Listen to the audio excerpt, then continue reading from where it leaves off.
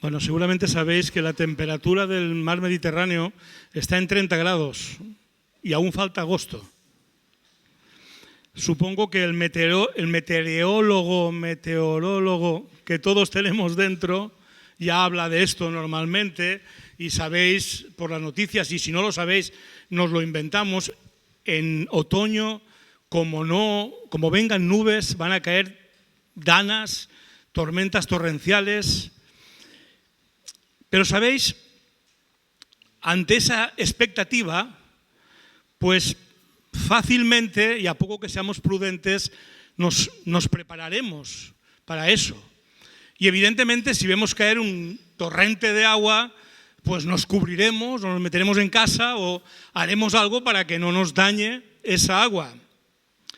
Pero yo quiero referirme ahora, al menos en este momento introductorio, a un agua más peligrosa todavía que las de las danas y los torrentes. Es lo que los vascos llaman xirimiri. Y en general lo llaman, y por algo será, calabobos, que es otro nombre que recibe la lluvia esa finita de la que nadie se protege porque casi que ni la notas. Sin embargo, las peores pulmonías y neumonías y catarros no vienen por las danas ni por las tormentas, vienen por el xirimiri, por el calabobos. Porque casi que no la notas y te va empapando y te va empapando y te va empapando. Y hermanos, digo esto no porque quiera hablar del tiempo, porque de eso ya hablamos bastante en los ascensores, en la puerta de la iglesia. Digo esto porque esta misma realidad también nos puede ocurrir espiritualmente. Hay grandes asuntos doctrinales, éticos, morales, que nos preparamos para ellos y no se nos engaña fácilmente. Pero existe un calabobos, un xirimiri filosófico que empapa la cultura, la educación, el arte, el cine, el ocio, la política, y que sin apenas darnos cuenta puede estar empapando nuestros pensamientos, conductas y hasta producir una importante enfermedad espiritual en nosotros. Y lo más triste es que nos puede estar ocurriendo sin que ni siquiera nos estemos dando cuenta. De hecho, barajaba un título para este sermón, no me pareció muy serio y lo cambié por otro que luego os compartiré. Pero el título que barajaba es: Iglesia, cuidado con el xirimiri o con el calabobos. Y concretamente el filosófico. Y por filosófico me quiero referir a dos grandes filosofías que lo están empapando absolutamente todo. Y esta palabra sirva para comprobar por nosotros mismos y en nosotros mismos si no nos estará pasando alguno en algún momento. Y por filosofías, como digo, me quiero referir a dos de ellas en concreto: al humanismo y al hedonismo. Dos filosofías que lo están empapando todo por lo bien que suenan. Los discursos humanistas y hedonistas suenan muy bien. Nos parece al oírlos que, oye, pues no está mal. Pero nos pueden estar alejando de lo que la palabra de Dios enseña, que es la voluntad de Dios. El humanismo persigue desplazar a Dios del centro de la experiencia vital, para poner en el centro de esa experiencia al ser humano. No me diréis que no suena bien. Apártate Dios, que voy yo. El humanista no es necesariamente ateo. El humanista ve la existencia de Dios, eso sí, los que alcanzan a creer que hay un Dios, ven la existencia de Dios, incluso su justicia y voluntad, valorada en función de cómo les sirva a ellos, de cómo perciba que le es útil o si la puede entender y manejar. Si es así, que haya Dios, no importa. Pero si no cubre sus expectativas, el humanista tiende a enfadarse con Dios o sencillamente lo relega a un artículo religioso en un rincón de la vida, lejos de la vida cotidiana. Por eso muchos humanistas que no se consideran a sí mismos por pura inteligencia ateos, se consideran agnósticos. Algo hay, pero nada tiene que ver conmigo. Porque si lo tuviera que ver, haría tal o cual cosa, no permitiría tal o cual cosa. Pensamiento humanista que quita a Dios del centro para ponerse uno mismo. Luego está el hedonismo, la búsqueda de lo que nos produzca placer y evite todo sufrimiento. No me diréis que no suena bien. Tampoco es necesariamente ateo el hedonista, pero lo que sea que Dios quiera o exija no debe ser una experiencia, debería ser, una experiencia siempre gratificante. Por eso, además del conocido lema de la escuela hedonista de los epicúreos, a ver, los que sabéis más, ¿cuál es el lema de los epicúreos? Comamos y bebamos, que mañana moriremos. Además de esa filosofía, hay mucha supuesta espiritualidad en los hedonistas, pero una espiritualidad que persigue el bienestar y disfrute inmediatos. De ahí, entre otras causas, la proliferación de religiones o filosofías orientales en nuestra sociedad, o religiones muy emocionales que de alguna manera nos den una experiencia inmediata. Detrás de eso, hermanos, está, se sepa o no, se sea consciente o no, el hedonismo. La búsqueda del placer y la satisfacción inmediata, sin sufrimientos. Y con esta introducción espero, hermanos, que vayamos siendo conscientes del sirimiri o el calabobo filosófico, porque puede ser que sin apenas darnos cuenta o sin ponerle nombre a eso que nos pasa, porque algunos no son ni conscientes de qué es eso del humanismo o el hedonismo, y sin embargo nos está calando.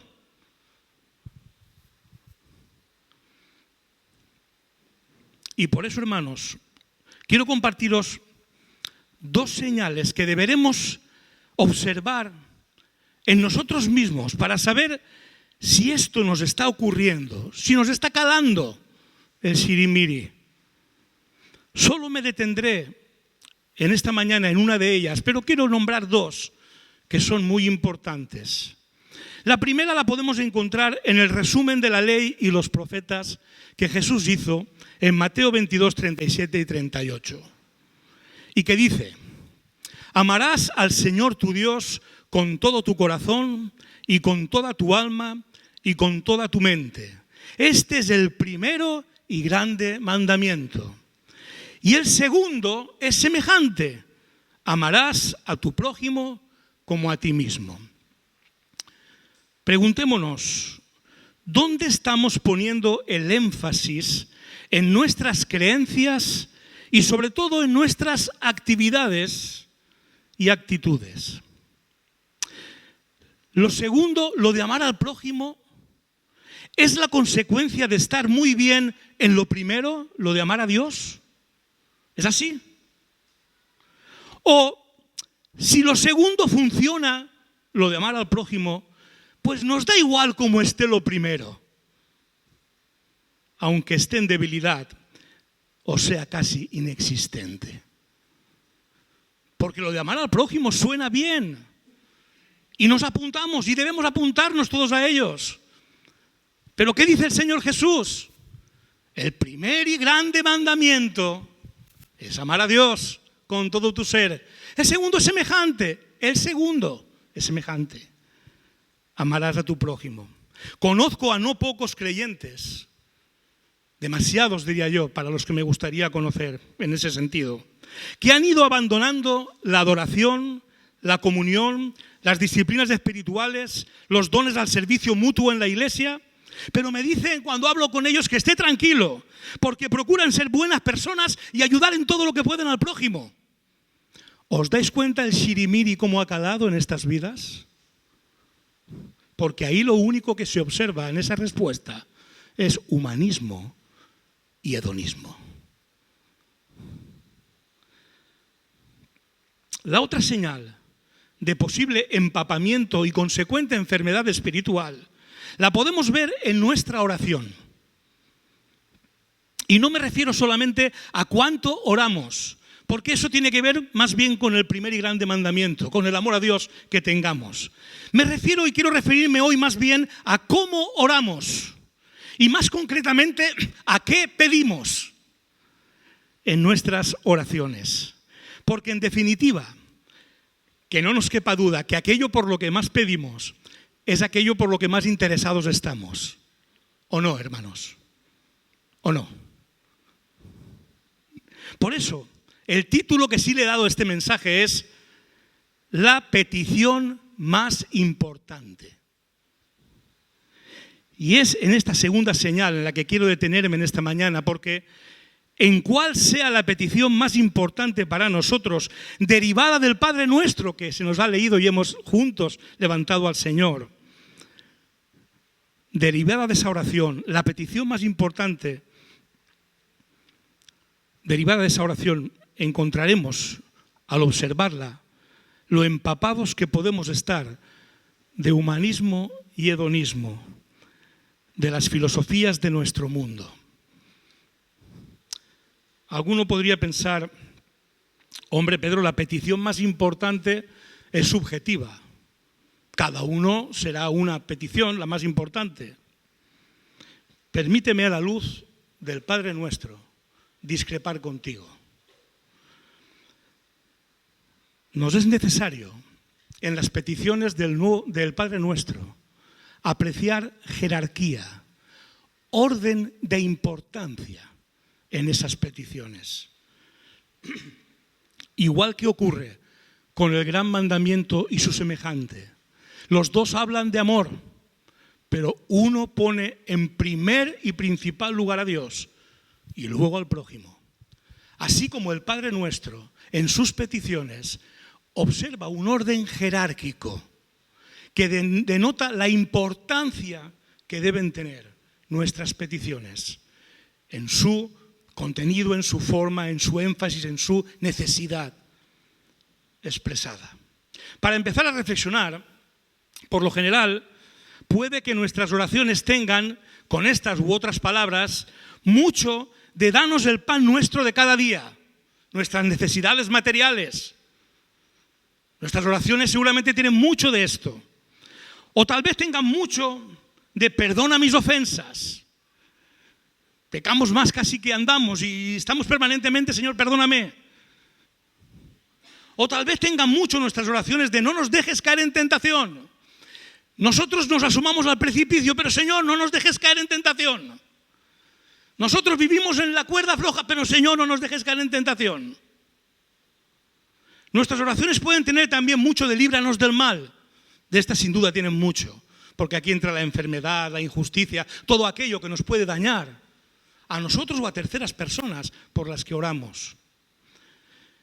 Y hermanos, son muy importantes estas peticiones, están en el Padre Nuestro, por tanto son muy importantes.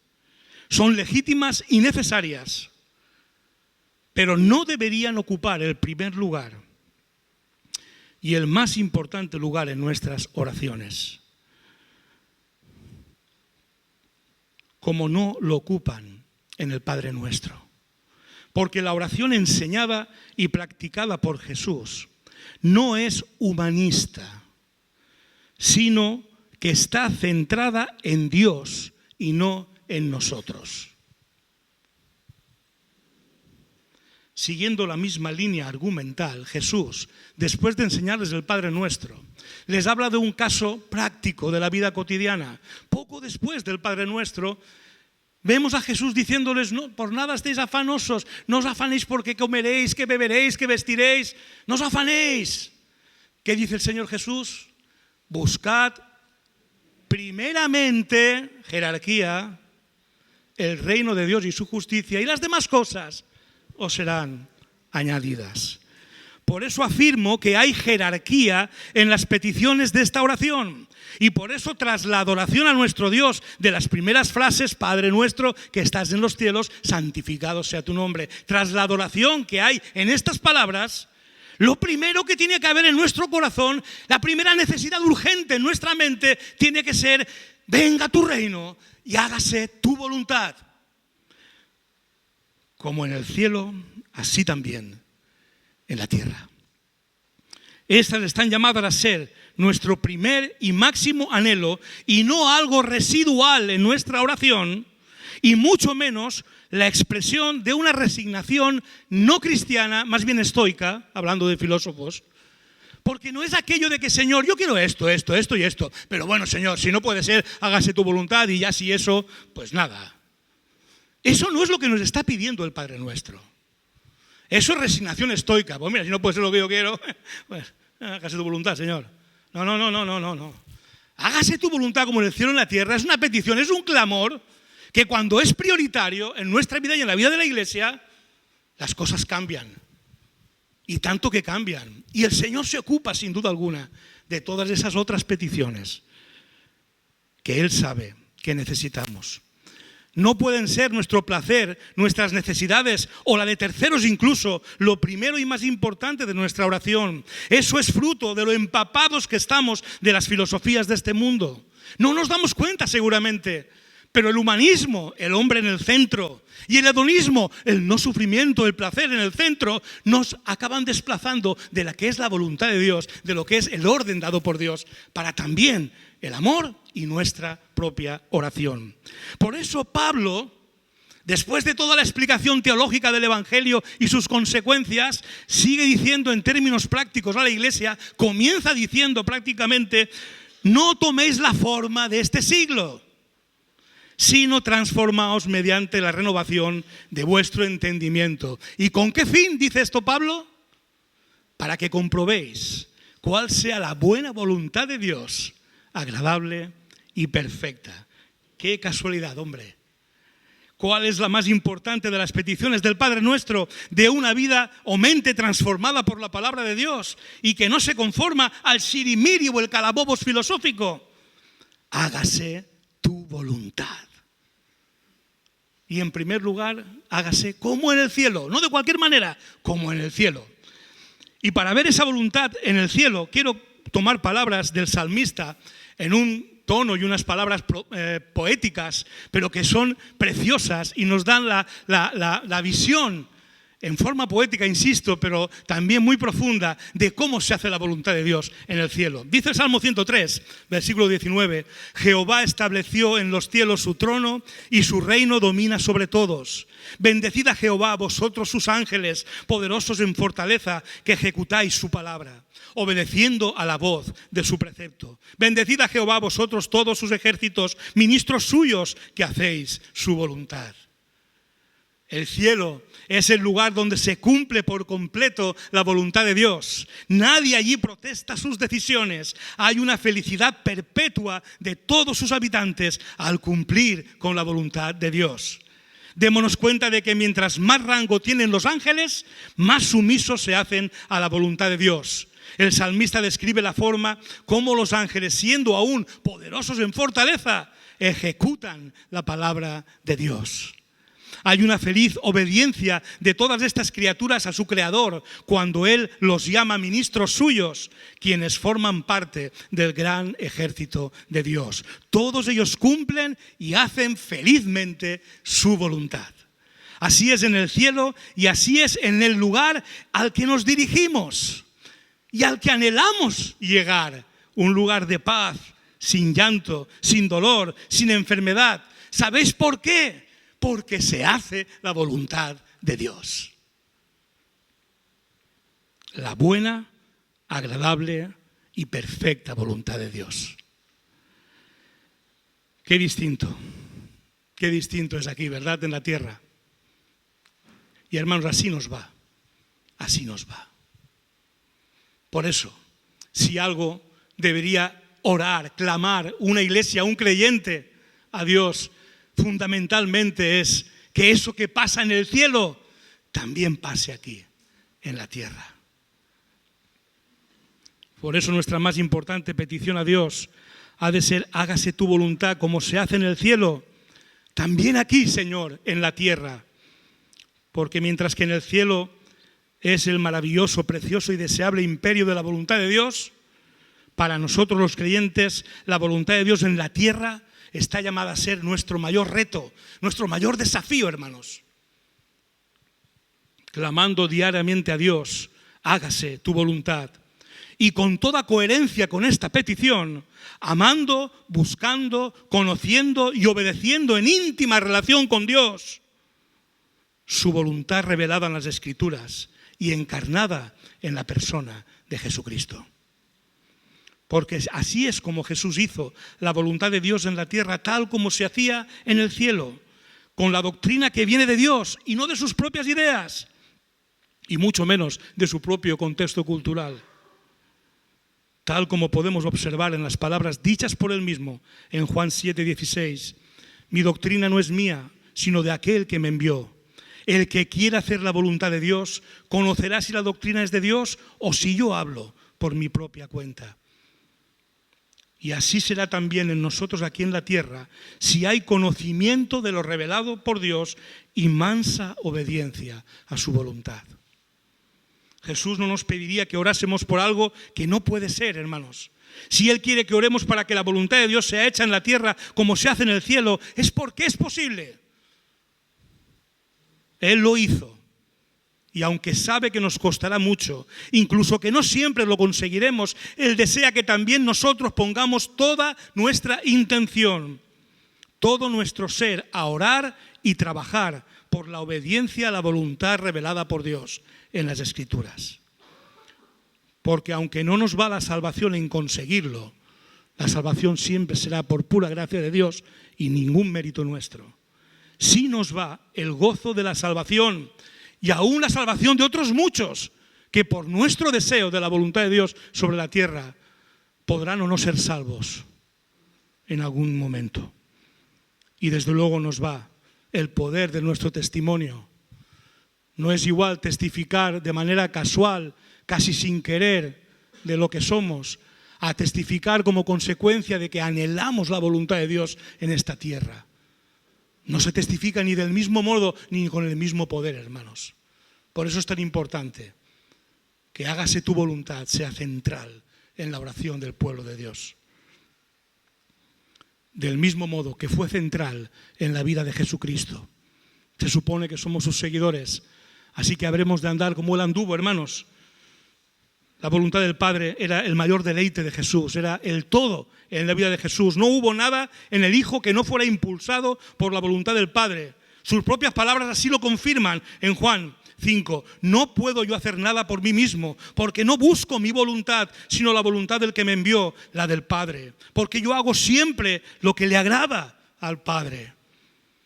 Y hermanos, esto podrían ser palabras bien intencionadas de un buen hombre, si no fuera porque fueron llevadas hasta sus últimas consecuencias en el momento más crítico de la vida de Jesús.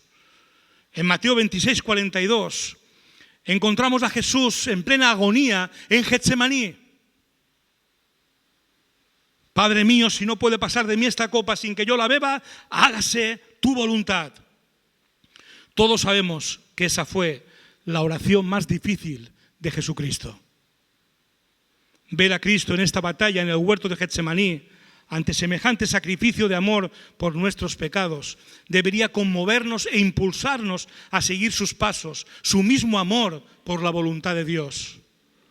Cuando Jesús dijo en aquel momento, hágase tu voluntad, en ese momento puso su alma en agonía y rindió al Padre su propia voluntad ante los dificilísimos eventos que se le avecinaban.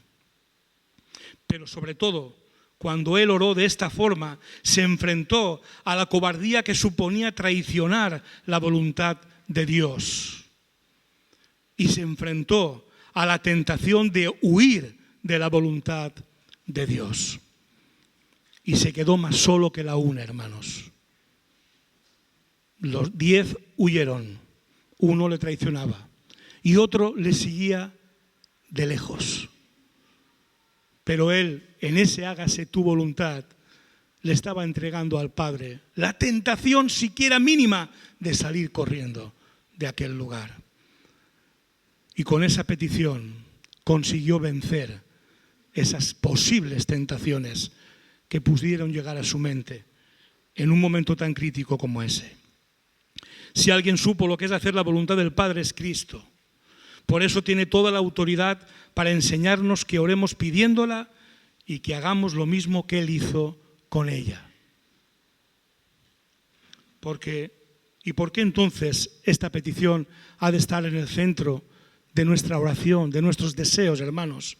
Y no de una manera marginal, como quien no tiene más remedio que dejar que se haga la voluntad de Dios, aunque no quiera. ¿Por qué es tan importante? Pues en primer lugar, como hemos visto, porque para Cristo fue importante. Y si lo fue para Él, ninguno que se llame cristiano lo puede menospreciar. Pero hay al menos 3 razones más que quiero daros para que entendamos la importancia de la centralidad en nuestra petición, en nuestra oración y en nuestro clamor y deseo de que se haga la voluntad de Dios, como en el cielo, aquí también en la tierra. Un primer argumento a favor de esto viene con palabras amables, con palabras fáciles de recoger. La voluntad de Dios, dice el apóstol Pablo, es buena, agradable y perfecta. Y ya está. Aunque solo fuera por eso, hermanos, clamemos a Dios, hágase tu voluntad. Porque su voluntad es buena, agradable y perfecta. Se resume, como Él mismo lo hizo, con amor. ¿Hay algo más bueno, agradable y perfecto que el amor? No. Pues aunque solo sea por esto y porque Cristo así lo hizo, iglesia, hermano, hermana, clama a Dios, hágase tu voluntad. Pero bueno, si no te llega para esto, te voy a dar un argumento más. Este argumento es motivador, incentivador. El otro era amable, este es motivador. Porque todo aquel que hace la voluntad de mi Padre, que está en los cielos, ese es mi hermano y mi hermana y mi madre. Mateo 12:50. Y hermanos, ¿quién en su sano juicio no quiere ser hermano de Cristo? ¿Quién no quiere ser hijo del mismo Padre que Cristo? Vamos. Pues hermano, hermana, como dice aquí, ¿quién es mi hermano, mi madre? ¿Quién es? El que hace la voluntad de mi Padre. Por tanto, haremos bien en clamar, hágase tu voluntad, comenzando por mi vida, la iglesia, y hasta donde tú quieras usarme, Señor. Y luego hay un argumento que es más bien inquietante, porque llega en tono de amenaza, para que, si nos relajamos mucho, reflexionemos, que finalmente no clamar a Dios para que se haga su voluntad, insisto, comenzando por la vida de uno mismo, no clamar a Dios por ello, pudiera ser síntoma de algo mucho más peligroso. No todo el que me dice Señor, Señor, entrará en el reino de los cielos, sino aquel que hace la voluntad de mi Padre, que está en los cielos. El tono ahí es más amenazante. Pero por cualquiera de estos argumentos, y principalmente porque Cristo así lo hizo, hermano, hermana, iglesia, clamemos a Dios fundamentalmente, deseando que la voluntad de Dios sea hecha como en el cielo, en nuestra vida, en la iglesia, en toda la tierra. Sin embargo, ante esta verdad espiritual necesaria, urgente, tomamos demasiadas decisiones según nuestros deseos y luego esperamos que el Señor adapte su voluntad a todos ellos. Primero hago lo que quiero y luego digo, Señor, bendíceme. Porque si no lo hace, nos enfadamos o no lo entendemos y nos alejamos de Dios empapados de humanismo. Que a lo mejor no sabías que era humanismo, pues a partir de hoy ya lo sabes.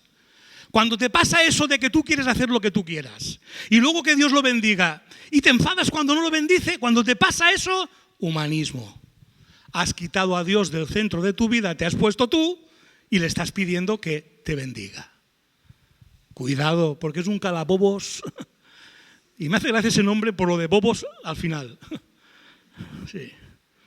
Otras veces no pedimos la voluntad de Dios. Esto es un poquito más maquiavélico, pero a veces van los tiros por ahí. Ni siquiera la escuchamos mucho siquiera, por si nos responde con algo que no nos guste o nos obliga a salir de nuestra zona de confort. Y ahí de lo que estamos empapados ahí es de hedonismo, puro placer. Señor, no me compliques la vida.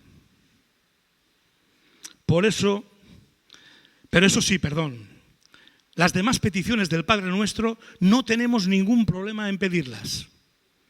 Y claro, demasiadas veces se cumplen en nosotros las palabras de Santiago 4.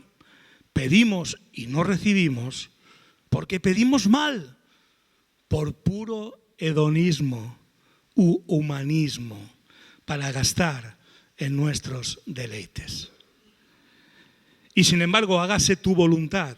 Está llamada a ser la más importante petición de nuestra oración, porque quien así ora, por pura coherencia, va a estar dispuesto a vivir y obedecer todo aquello que es la voluntad de Dios, del mismo modo que Jesús lo hizo. Hermano, Satanás no se pone nervioso cuando la iglesia clama: Señor, líbranos del mal, de la enfermedad, del dolor. Satanás no se pone nervioso cuando oramos por eso. Yo creo que le da hasta igual. Satanás se pone nervioso cuando la iglesia empieza a clamar: Señor, hágase tu voluntad. Cuando tú empiezas a decirle al Señor, en primer lugar y sobre todas las cosas, Señor, hágase tu voluntad en mi vida, Satanás tiembla. Porque lo que menos quiere el enemigo de nuestra alma es hombres y mujeres deseando la voluntad de Dios en esta tierra, clamando por la voluntad de Dios en esta tierra. ¿Y cómo abordaremos eso de hacer la voluntad de Dios? Lo pedimos, entendemos, y más aún espero después de esta palabra, lo urgente y necesario que es clamar a Dios para que sobre todas las cosas se haga su voluntad en nuestras vidas, en esta tierra, en la iglesia. Y llegamos al dilema de, bueno, ¿y cómo participamos de ella? ¿Cómo lo hacemos? Yo quiero rescatar 2 párrafos de un material de discipulado que muchos de vosotros habéis hecho conmigo, además, en estos años que estoy aquí, y que habla de la voluntad de Dios, y se llama Mi experiencia con Dios. Muchos sé que lo conocéis, y los que no lo conocéis, os animo a que me pidáis ese material y ese estudio, porque es muy bueno para comprender cómo funciona eso de la relación con Dios y la voluntad de Dios en y a través de nosotros. Y para responder a ese cómo actúa esa voluntad de Dios en nuestra vida, cómo debería hacerlo, quiero recoger, como digo, 2 párrafos que resumen de alguna manera esta idea y nos va a permitir entender que después de clamar a Dios, hágase tu voluntad, ¿cuál ha de ser nuestra posición? ¿En qué posición hemos de estar para que eso ocurra en nosotros y a través de nosotros? Los autores Blackaby y King, que son los autores de Mi experiencia con Dios, dicen en uno de estos párrafos, escuchad por favor, la pregunta ¿cuál es la voluntad de Dios para mi vida? No es una pregunta correcta. La pregunta correcta es ¿cuál es la voluntad de Dios? Punto. Una vez que sé la voluntad de Dios, gracias a una íntima relación con Él por la oración y las Escrituras, puedo ajustar mi vida a ella. En otras palabras, ¿qué es lo que Dios se propone hacer aquí y ahora? Esa es la pregunta. Y al saber esto, gracias a una íntima relación con Él por la oración y las Escrituras, entonces puedo saber lo que yo necesito hacer. Ya sé lo que Dios quiere, ahora puedo saber qué es lo que yo puedo hacer. Y eso es lo que hacemos cuando pedimos de todo corazón, hágase tu voluntad. Nos enfocamos en Dios, en lo que Él quiere hacer, en lo que Él ha de hacer. Y al conocerlo, nos disponemos a formar parte de ello. El otro párrafo dice, el concepto común de un siervo que hace la voluntad de su amo es el de alguien que tras recibir la orden va y la cumple según sus fuerzas y habilidades. Hasta aquí todo lógico, ¿verdad? Pero este no es el concepto bíblico para que alguien se disponga a hacer la voluntad de Dios. El concepto bíblico del que desea la voluntad de Dios en su vida está perfectamente ilustrado por el alfarero, Dios, y el barro, nosotros. Con el barro tienen que ocurrir dos cosas. Primero, tiene que ser moldeado en manos del alfarero para que éste se convierta en el objeto que él desea. Como veis, siempre se está centrado en Dios y no en nosotros. Él quiere un objeto, Él es el alfarero y lo que nos pide es que seamos barro dócil en sus manos. Lo segundo, cuando el barro ya es el objeto que el alfarero desea, ha de permanecer en sus manos para ser usado por Él. Sin las manos del alfarero, aunque sea un objeto terminado, éste no puede hacer nada. Y eso nos lleva a Jesús diciéndoles, separados de mí, nada podéis hacer. Y por eso, lo que se nos pide es que amemos, deseemos y pidamos que la voluntad de Dios sea hecha. Y al hacerla, esta será la obra que Dios haga en nosotros y a través de nosotros, porque estamos centrados en Él y no en nosotros. Y sin duda haremos las palabras del salmista en el Salmo 48, diciendo, el hacer tu voluntad, Dios mío, me ha agradado. Qué bendición llegar a esa conclusión, a ese momento en que hemos sido barro dócil en las manos del alfarero, instrumentos hechos por Él, para que Él los use donde y cuando y como Él quiera, según su voluntad.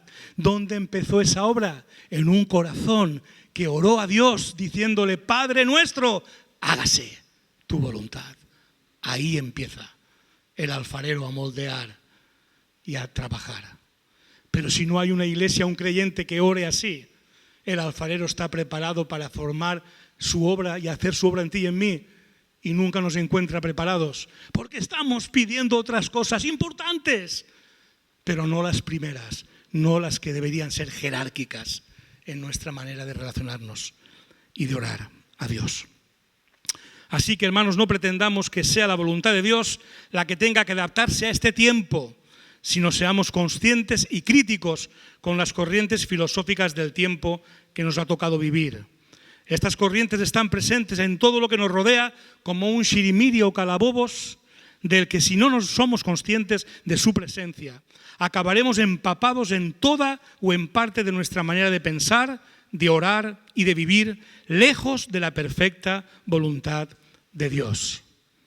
Por eso, con urgencia, tengamos una íntima relación con la palabra de Dios y el Dios de la palabra y dejemos que Él transforme nuestra manera de pensar, orar, opinar y actuar para que no seamos una marioneta de las corrientes de moda o, como lo describe Pablo, niños fluctuantes llevados por todo viento de doctrina, por todo sirimiri o calabobos, sino que conozcamos y experimentemos la buena, agradable y perfecta voluntad de Dios. Así es como Jesús vivió, lejos del humanismo y el hedonismo. Y así habremos de vivir nosotros si de verdad somos discípulos de Jesús, amando, deseando, pidiendo y obedeciendo la voluntad de Dios en la tierra, en la iglesia y en cada una de nuestras vidas.